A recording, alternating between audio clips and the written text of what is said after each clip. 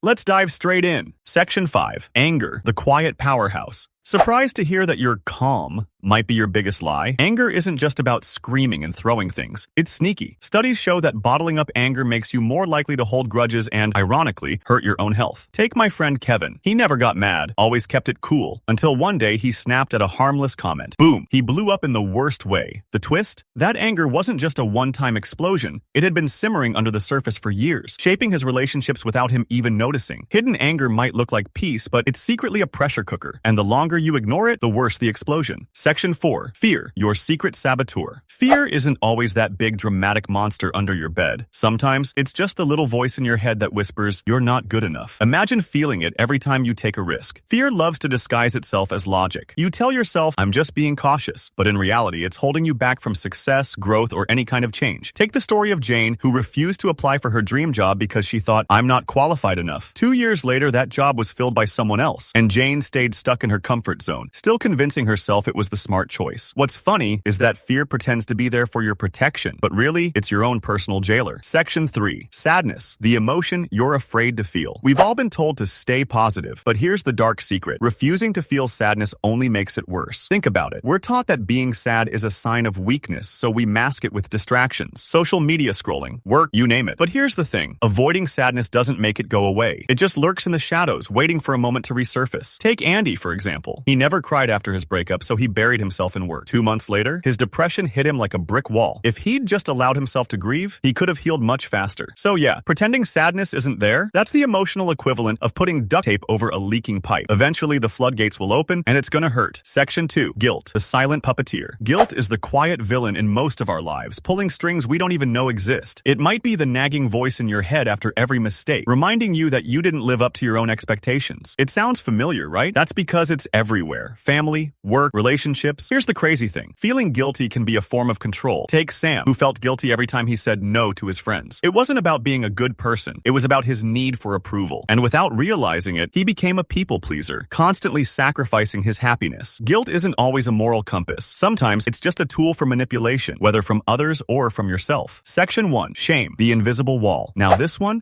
really controls you. Shame isn't just an emotion. It's a prison you create around yourself. Unlike guilt, which makes you feel bad about actions, shame makes you feel bad about who you are. It says you're not good enough and wraps you in invisible chains. You might never show it, but it's there. Think about Sarah, who was constantly afraid of judgment, so she hid her true self. She avoided relationships, avoided opportunities, all because she couldn't bear the thought of someone else seeing her flaws. And the kicker? Those flaws weren't real. They were just stories she told herself. Shame is sneaky that way. It convinces you that hiding is safer than living openly. That's all for today. If you think you've got your emotions under control, I hate to break it to you, but they might just be running the show. I'll be making similar videos in the future. Subscribe to see